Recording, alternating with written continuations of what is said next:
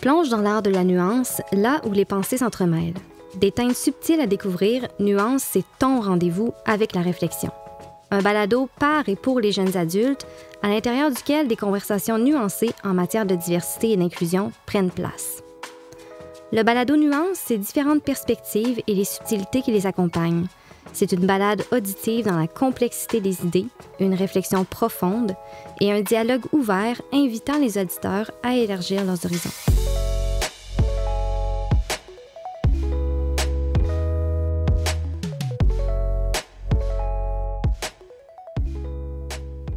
Dans cet épisode du balado Nuance, je discute avec Simon des mythes entourant le syndrome de Gilles de la Tourette. Simon est stagiaire postdoctoral au département de psychologie de l'Université McGill et doctorant en psychologie à l'Université du Québec à Montréal. Il détient un doctorat en neurosciences de l'Université de Montréal et a effectué un premier stage postdoctoral à l'Université Yale. Ses travaux de recherche concernent principalement l'étude des processus cognitifs chez les enfants et les adultes atteints du syndrome de Gilles de la Tourette.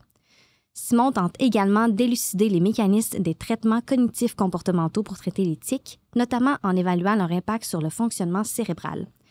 Il s'intéresse aussi à mieux comprendre l'irritabilité des épisodes explosifs chez les personnes atteintes du syndrome de Gilles de la Tourette.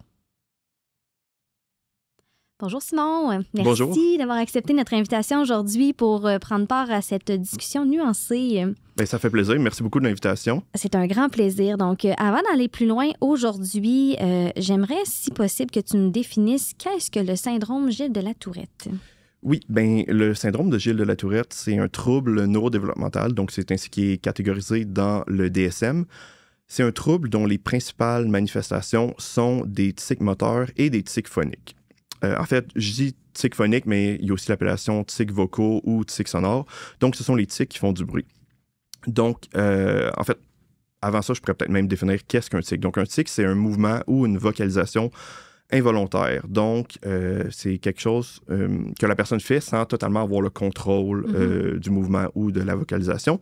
Les tics peuvent prendre plusieurs formes et aussi sont non seulement catégorisés en termes de tics moteurs et tics phoniques, mais aussi en termes de tics simples et de tics complexes. Donc, on peut le voir comme un peu comme une matrice. Donc, on a des tics moteurs simples, des tics moteurs complexes, des tics phoniques simples et des tics phoniques complexes. OK.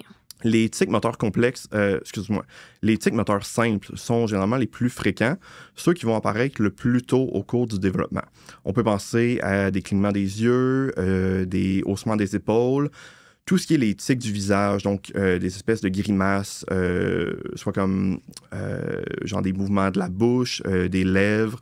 Des fois, ça peut être juste passer la langue sur les lèvres, plisser le nez. Donc, ça va être tous des exemples de tics moteurs simples qu'on peut voir relativement souvent. Donc, c'est ceux qui sont le plus fréquents.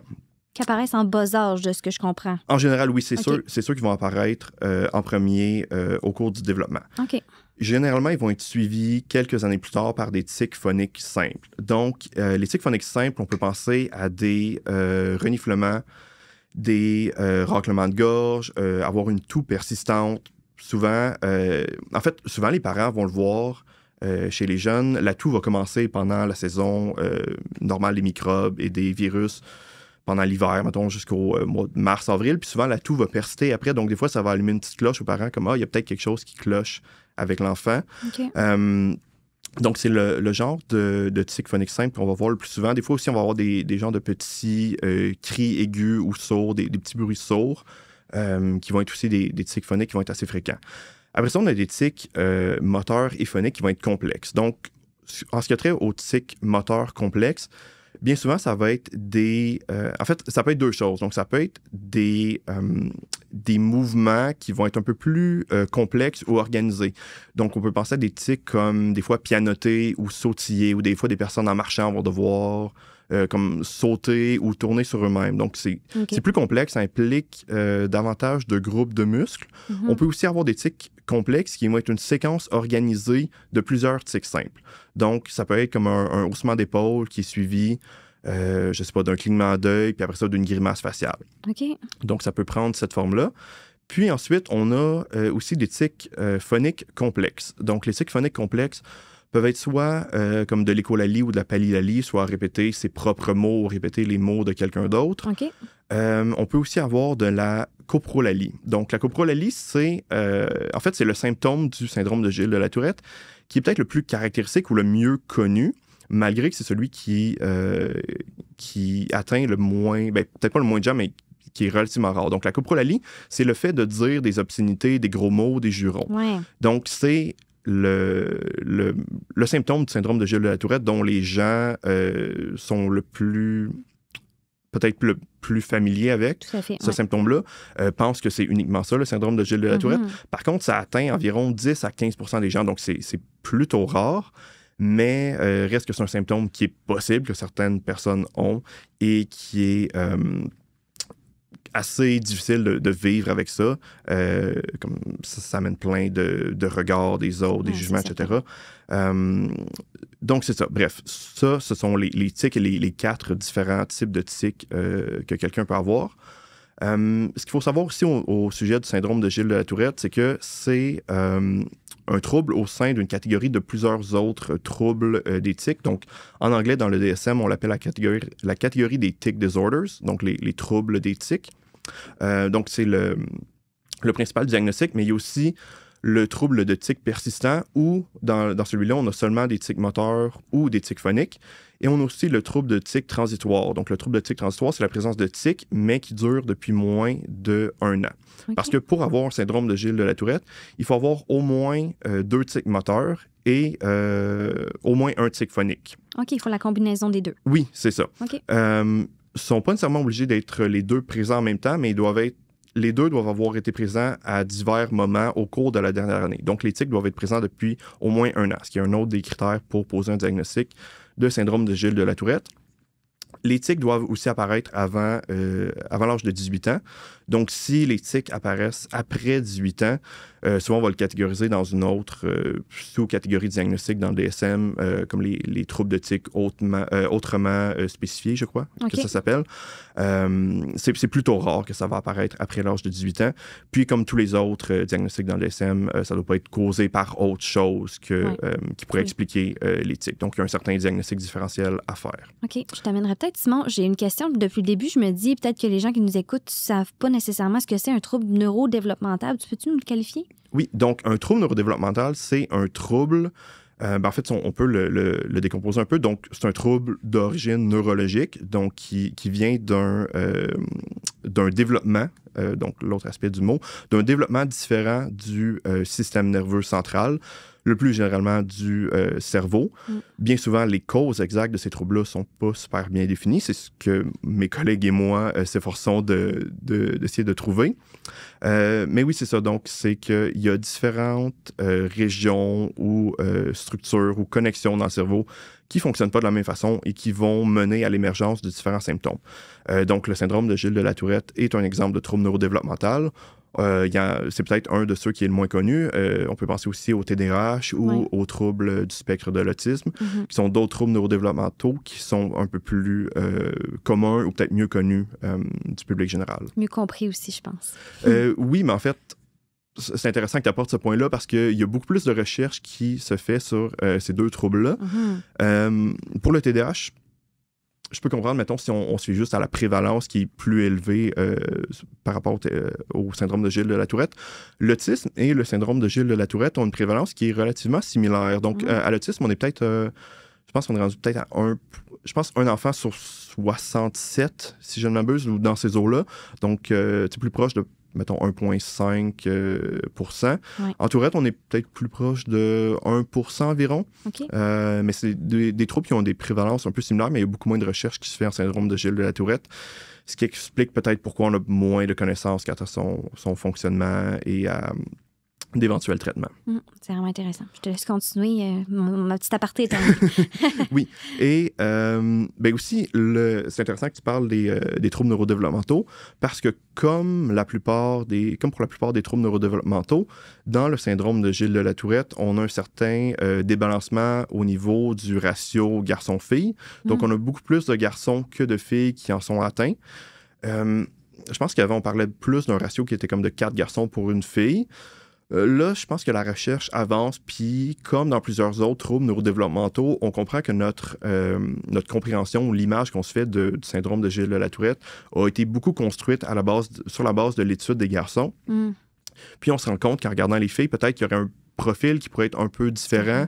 Des fois, les symptômes pourraient peut-être être un peu plus masqués ou en tout cas n'auraient pas le même genre de symptômes, ce qui fait qu'ils seraient peut-être sous-diagnostiqués.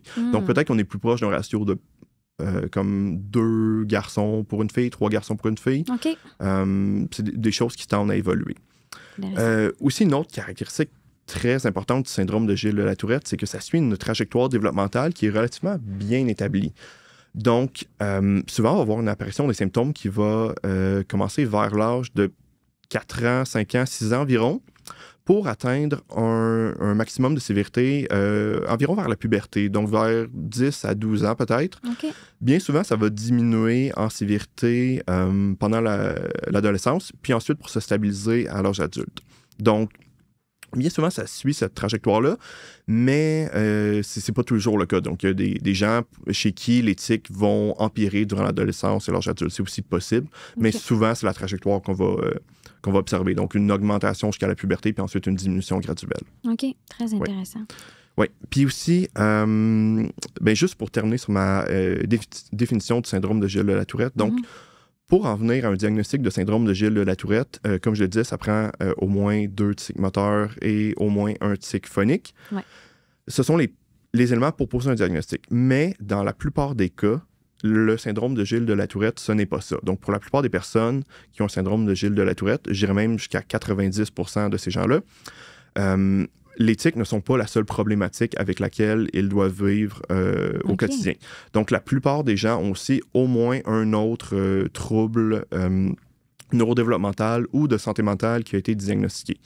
Les plus fréquents sont le TDAH. Donc, on dirait qu'environ au moins 50% des gens qui ont le syndrome de Gilles de la Tourette auraient aussi un diagnostic de TDAH. Quand même.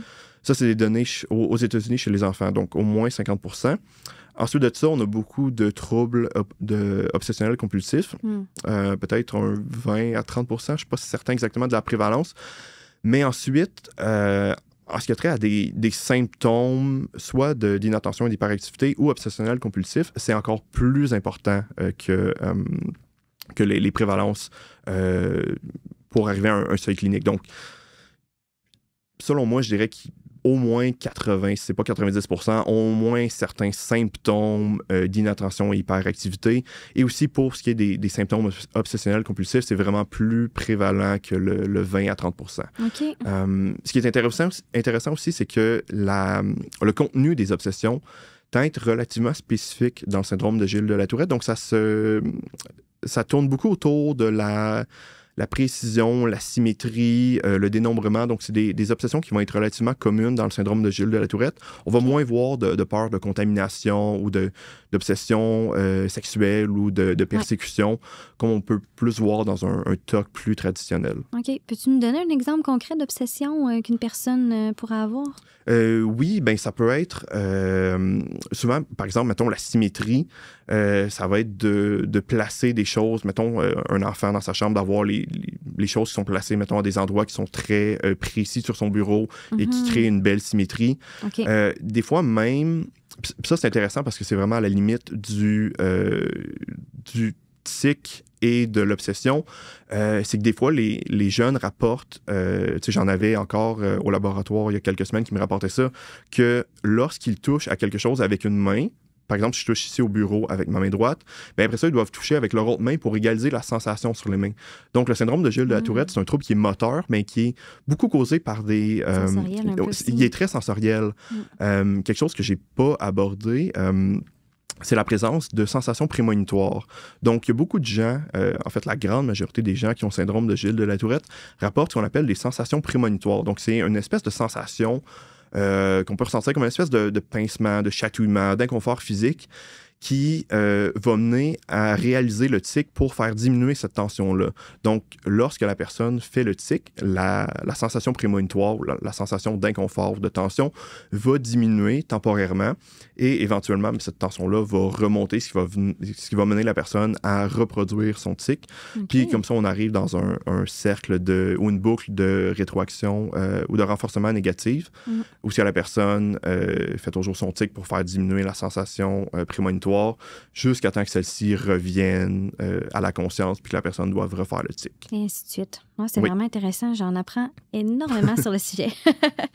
Alors, Simon, c'est donc dire qu'avec toute l'expertise que tu as sur le sujet, tu es vraiment un expert dans le domaine. Tu connais très bien le syndrome de Gilles de la Tourette.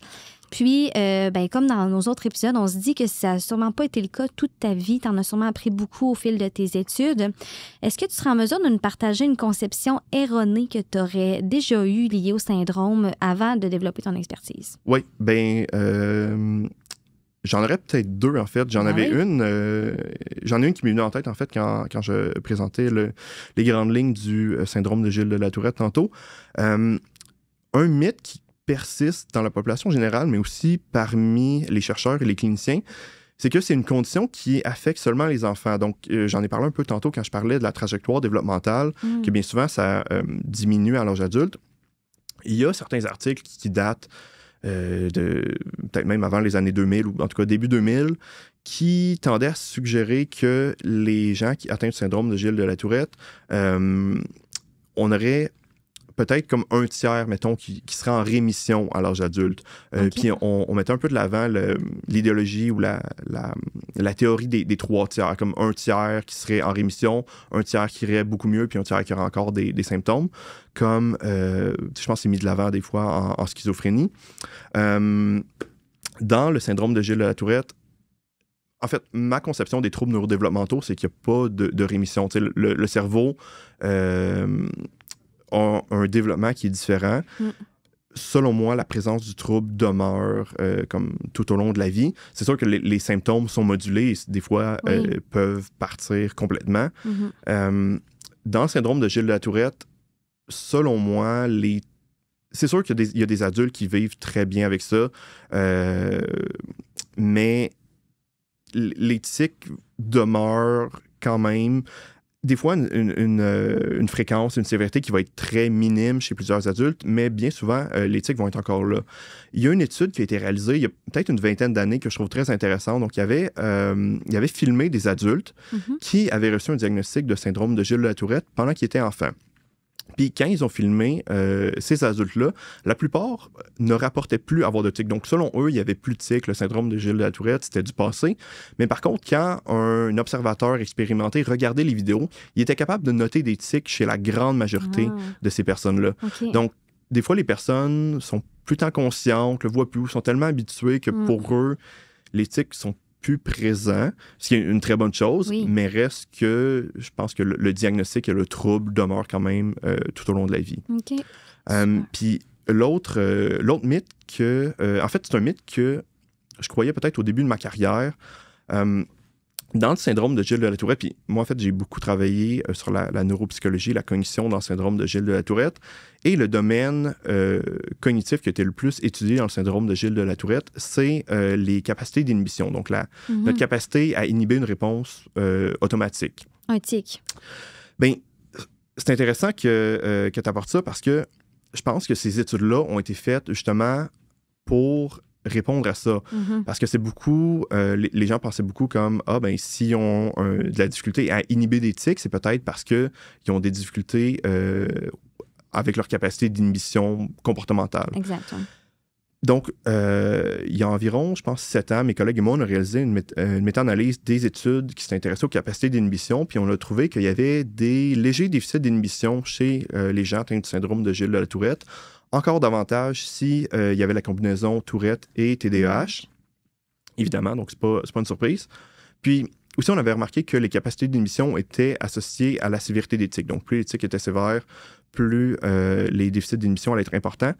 Puis à ce moment-là, je pense que je croyais encore qu'il pouvait y avoir un certain lien entre les deux, mais au fil d'autres études, puis au fil d'une meilleure compréhension du syndrome de Gilles de la Tourette, j'en suis venu à la conclusion que c'était pas, en fait, moi et d'autres, que c'était pas vraiment un mécanisme qui permettait d'expliquer l'éthique. Donc, c'est pas parce qu'une personne, dans une tâche, par exemple, une tâche go-no-go, une tâche de Stroop, ou la cohérence entre ce qu'on doit lire. En fait, je peux expliquer brièvement c'est quoi la tâche de Stroop. Donc, on doit lire des mots qui sont imprimés dans une couleur différente que ce que le mot signifie. En fait, on ne doit pas lire le mot, on doit dire la couleur. Donc, il y a une certaine incongruence entre... Par exemple, il est écrit mauve, mais le mot est écrit en rose. Oui, c'est ça. Okay. Puis il faudrait dire rose et non lire le mot mauve. Ouais. Donc ça, c'est un exemple de tâche dans lequel, dans la littérature scientifique, on trouve plus de difficultés chez les gens qui ont le syndrome de Gilles de la Tourette. Okay. Par contre, c'est beaucoup trop simpliste de dire que ça, c'est le mécanisme qui explique pourquoi les personnes ont des tics. Mais c'est quelque chose que je croyais encore il y a quelques années, mais c'est ça qu'avec d'autres études, on est venu à mieux circonscrire et comprendre que c'est beaucoup plus complexe que ça, pourquoi les gens avaient des tics. C'est super intéressant. Maintenant qu'on a une meilleure idée de qu'est-ce que c'est le syndrome de Gilles de la Tourette, je nous invite à écouter le témoignage de Julien. Je m'appelle Julien, j'ai 19 ans et je suis étudiant en informatique à l'université et je suis atteint du syndrome de Gilles de la Tourette. Certaines personnes pensent que mes tics sont complètement incontrôlables. En réalité, je peux parfois les atténuer ou les reporter, mais ça peut être épuisant mentalement. Aussi, beaucoup pensent que tous mes tics sont des sacres ou des mots offensants. Au contraire, mes tics sont variés et la plupart ne sont pas du tout vulgaires. J'ai des amis qui ne comprennent pas vraiment ce que c'est le syndrome de la Tourette. Ils pensent que j'ai constamment des tics. Enfin, l'intensité peut varier au fil du temps et j'ai même parfois des périodes de répit. J'ai déjà eu un prof qui m'a dit que mes tics servaient juste à attirer l'attention. Enfin, mes tics sont involontaires et je préférais parfois qu'ils passent inaperçus. Ce même prof m'avait dit que je n'aurais jamais une vie normale. Pourtant, aujourd'hui, je suis étudiant, je travaille, j'ai des passions et des intérêts comme tout le monde. Pour moi, c'est important d'être ouvert sur mon diagnostic pour sensibiliser les autres et qu'ils comprennent mieux ma réalité. On remercie Julien pour son témoignage. En l'écoutant, Ariane et moi, on a soulevé quelques éléments qui nous semblaient importants d'aborder avec toi aujourd'hui, Simon. Puis, on a plus précisément ciblé, comme à l'habitude, 3 mythes qu'on aimerait que tu nous aides à décortiquer. Est-ce que ça te convient? Oui, bien sûr. Super. Alors, premier mythe qu'on a ciblé va comme suit. Les personnes atteintes du syndrome de Gilles de la Tourette sont totalement incapables de contrôler leurs tics. Bien, c'est effectivement un mythe. Je dirais que c'est un mythe pour la plupart des gens et aussi, c'est un mythe plus ils vieillissent. Donc, comme je disais, pour la plupart des gens, c'est possible de supprimer ou de contrôler volontairement et temporairement les tics. Donc, une personne peut, lorsqu'on lui demande ou lorsqu'elle le décide, cesser d'avoir des tics pendant une période pouvant aller de quelques secondes à peut-être plusieurs minutes. Je n'irai pas jusqu'à dire plusieurs heures, c'est peut-être possible pour certaines personnes, mais je pense jusqu'à quelques minutes après ça, comme je le disais tantôt quand je parlais de sensations prémonitoires, ça devient très inconfortable. Donc, c'est possible de le supprimer, mais c'est pas très confortable, c'est pas agréable. Ça peut même faire mal pour certaines personnes. Physiquement? Oui, physiquement. Puis, à un certain moment donné, il faut que les tics vont être relâchés. Donc, c'est inévitable. OK. Par contre, cette capacité-là de supprimer ou de contrôler les tics est très importante d'un point de vue développemental et thérapeutique aussi. Donc, il y a plusieurs traitements qui se basent un peu sur cette capacité-là à contrôler volontairement les tics. Aussi, il y a une étude qui a démontré que la capacité de suppression, donc à quel point, dans un cadre expérimental, ils demandaient à des gens de supprimer volontairement leurs tics. Puis après ça, ils calculaient, mettons, en comparant avec une période comme un niveau de base, le degré de suppressibilité ou de suppression des tics. Puis ils ont remarqué que plus une personne était capable de volontairement contrôler ses tics, cette personne-là, 1 an plus tard, allait avoir des tics qui allaient être moins sévères. Donc, ça prédit un peu l'évolution des tics dans le temps. Okay. Mais c'est ça, comme je le disais, ça peut se faire, mais au prix d'un certain inconfort, d'une certaine tension. Donc, on peut, je pense par exemple aux employeurs ou aux enseignants, aux professeurs, c'est jamais approprié de demander à quelqu'un de contrôler ou de supprimer ses tics. Puis, bien sûr, si la personne va le faire de manière plus ou moins consciente quand elle va se trouver dans différents contextes, ça va arriver que les gens vont supprimer volontairement leurs tics pour les camoufler, pour mieux se faire accepter, pour s'adapter à différents contextes. OK. J'ai une question connexe à ce que tu viens de dire. Ça me fait penser, est-ce qu'il y a des contextes qui font en sorte où les tics sont accentués? Je pense, par exemple, à une situation stressante avant un examen, quand on se présente pour un entretien d'embauche. Oui, tout à fait. Souvent, le stress, effectivement, va augmenter la sévérité et la fréquence des tics. On peut penser à d'autres états comme la fatigue, par exemple, OK. l'ennui. C'est une personne trouve que c'est plate, s'ennuie, rien à faire. Souvent, avoir plus de tics. L'anxiété. Mm-hmm. Une autre chose qui est intéressante, mais c'est ça, c'est que les tics sont vraiment modulés. Donc, le syndrome de Gilles de la Tourette, c'est un trouble qui est neurodéveloppemental, d'origine neurologique, mais les symptômes sont beaucoup modulés par des éléments qui sont environnementaux ou sociaux ou psychologiques. OK. Donc, les différents éléments que j'ai mentionnés comme fatigue, stress, ennui, ce sont des éléments qui peuvent augmenter la sévérité des tics. La relaxation est un phénomène qui est un peu qui peut être intéressant, c'est qu'il y a des gens, lorsqu'ils se relaxent, vont avoir moins de tics, et d'autres personnes, lorsqu'ils se relaxent, vont avoir davantage de tics. On va le voir des fois chez des jeunes qui reviennent de l'école, vont regarder la télé ou vont jouer aux jeux vidéo. OK. Puis des fois, ils sont comme retenus toute la journée. Ouais. Donc, c'est pas nécessairement un effet rebond, mais souvent, c'est... Un relâchement un peu. Un relâchement, puis aussi, lorsqu'ils reviennent à la maison, ils vont être dans un environnement où ils vont être en sécurité, ils vont être avec des gens de confiance, vont être plus à l'aise de laisser aller leurs tics. Donc, c'est pas nécessairement un effet rebond, parce que l'effet rebond l'effet rebond, je peux l'expliquer, c'est une croyance que lorsqu'on supprime ou qu'on contrôle ces tics, lorsqu'on arrête de le faire, ils vont revenir de manière plus intense. Okay. Ça a été démenti par plusieurs études, donc ça serait pas quelque chose qui existe, mais en même temps, c'est tout à fait possible d'avoir un jeune qui revient de l'école, il n'a pas eu beaucoup de tics durant la journée.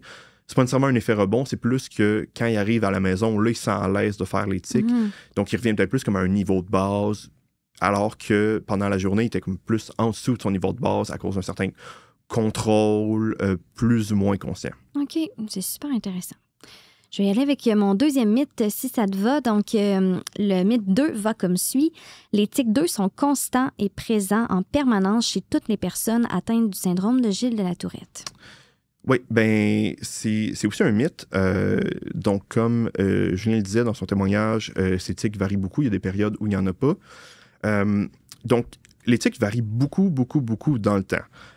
Il y a des études qui ont montré que les tics avaient un caractère fractal. Donc, je ne sais pas si tu sais c'est quoi une figure fractale. Non. Donc, une figure fractale, c'est une figure dont certains éléments se répètent à plusieurs niveaux. Donc, il y a certaines fleurs, par exemple, où comme l'espèce de cône de la fleur va se répéter comme à un niveau qui est plus gros, puis après ça, de plus en plus petit, Okay. sur la même fleur ou sur la même plante. Donc, c'est un exemple de figure fractale. Donc, les tics ont un peu ce caractère-là. On peut avoir, à l'intérieur même d'une minute, des secondes où les tics vont être plus présents. Puis après ça, si on va à un niveau temporel supérieur, par exemple, au sein même d'une heure, bien là, on va avoir différentes minutes dans l'heure où les tics vont être plus présents. Ça peut être comme au début de l'heure, puis à la fin de l'heure, puis un petit peu comme aux 3/4. Okay. Puis après ça, même chose, si on va au niveau d'une journée. Il y a des moments dans la journée où la personne va avoir plus de tics et moins de tics. Puis ça se répète beaucoup à travers les divers échelles temporelles comme ça. Okay. Donc, il varie beaucoup naturellement comme ça. Puis comme je le mentionnais aussi tantôt, il y a beaucoup d'éléments, de facteurs environnementaux, sociaux, psychologiques qui vont influencer leur fréquence et leur sévérité à travers le temps. Oui. Super, c'est vraiment intéressant. Donc, je comprends que le stress, l'anxiété, tous ces contextes-là, le fait d'avoir moins bien dormi aussi, ça influence la sévérité des tics le lendemain, par exemple. Oui. Super, parfait. Oui. Et mon dernier mythe maintenant, donc le syndrome de Gilles de la Tourette empêche les personnes qui en sont atteintes de mener une vie dite normale. Oui, bien, je dirais que c'est un mythe, mais pour certaines personnes, c'est tout à fait vrai. Donc, il y a certaines personnes chez qui c'est très sévère, c'est très incapacitant. Donc, ça affecte beaucoup leur fonctionnement au jour le jour. Donc, c'est ça. Je veux dire que pour la plupart des gens, c'est un mythe, mais je veux quand même pas nier la perspective d'autres personnes qui l'ont plus difficile. Donc, c'est possible de vivre une vie normale. C'est sûr que les tics peuvent avoir certaines conséquences par rapport à l'estime de soi. Donc, il y a des gens chez qui ça va être plus difficile de bien vivre, de bien accepter les tics. Aussi, tantôt, je parlais de troubles concomitants ou de conditions associées au syndrome de Gilles de la Tourette. J'ai parlé de TDAH, de TOC, mais aussi beaucoup d'anxiété, de dépression. Il y a un autre phénomène dont je n'ai pas parlé qui touche peut-être plus les enfants, mais ça s'appelle les épisodes explosifs. Donc, les épisodes explosifs, c'est une crise de colère, une crise de rage. En anglais, on appelle ça rage attacks. Donc, c'est une crise de colère très intense qui est hors de proportion avec l'élément déclencheur où la personne qui fait la crise perd totalement le contrôle, peut crier, briser des objets, insulter, complètement se désorganiser, peut être violent verbalement ou physiquement avec son entourage.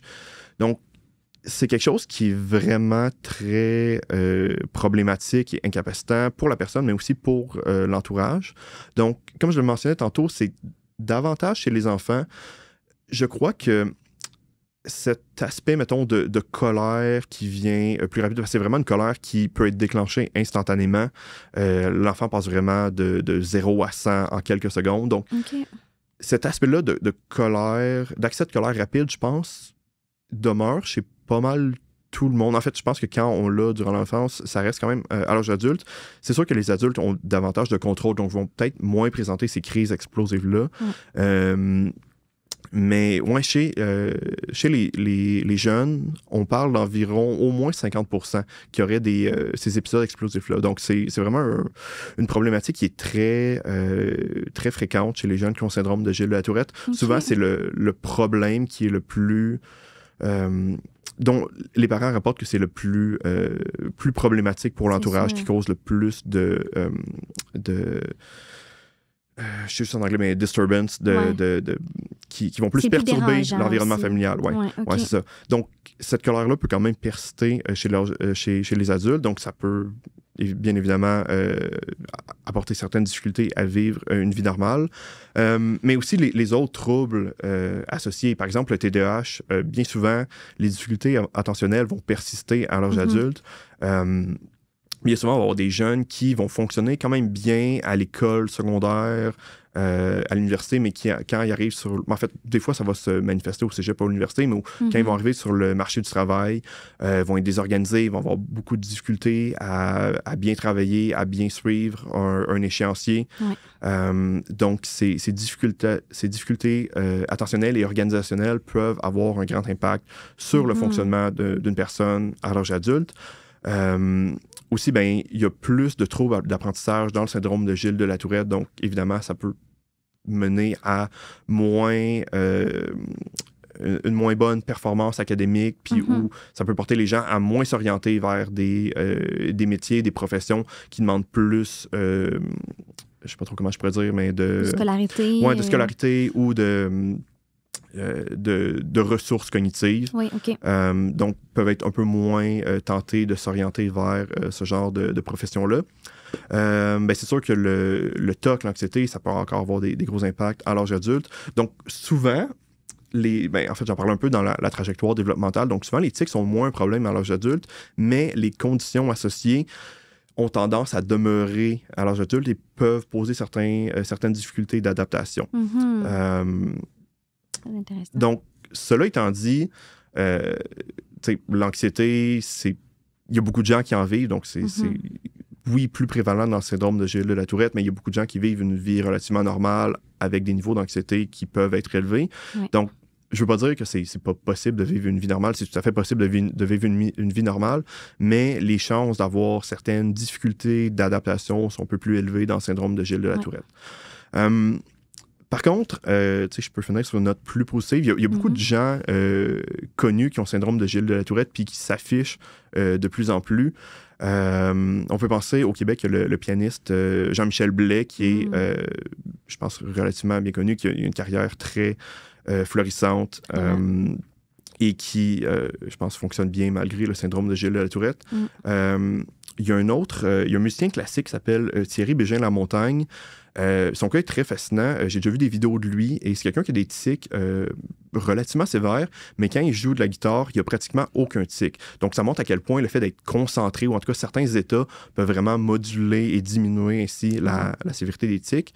Peut-être une personne qui est vraiment plus connue, c'est Billie Eilish qui a mentionné qu'il y avait le syndrome de Gilles de la Tourette il y a déjà quelques années.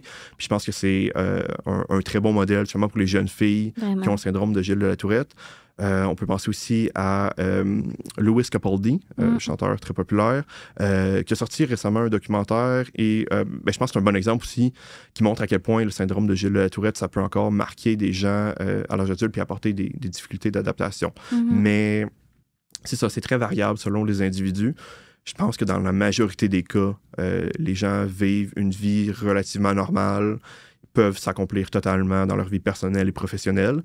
Mais c'est ça, je ne veux pas nier ou effacer l'expérience de gens qui ont une perspective, en tout cas, selon pour qui la vie est un petit peu plus difficile rendue à l'âge adulte. Oui, c'est ça. Je comprends que les gens vont rencontrer des défis, c'est normal, c'est possible. Puis, ça m'amène justement à introduire peut-être le prochain épisode qu'on va enregistrer, que vous pouvez écouter dès la semaine prochaine, en fait, qui va porter sur des ressources, des stratégies concrètes que les personnes qui ont le syndrome de Gilles de la Tourette peuvent mettre en place pour les aider à mieux vivre avec ce syndrome-là, mais aussi quand on vit avec une personne qui a ce syndrome-là, qu'est-ce qu'on peut faire pour l'aider? Donc, merci beaucoup, Simon, pour ce premier épisode qui était vraiment intéressant. J'en ai appris énormément, puis je suis certaine que nos auditeurs aussi, là. Donc, je vous invite à écouter le prochain. Bien, merci à toi. Cet épisode du balado Nuance est propulsé par la Fondation Québec Philanthrope en collaboration avec le Comité québécois pour les jeunes en difficulté de comportement. La réalisation est rendue possible grâce à l'expertise des productions Upawa, notre génie des coulisses, qui vous offre une expérience auditive sans égale. Nous remercions chaleureusement nos précieux partenaires, sans qui ce projet n'aurait pu voir le jour.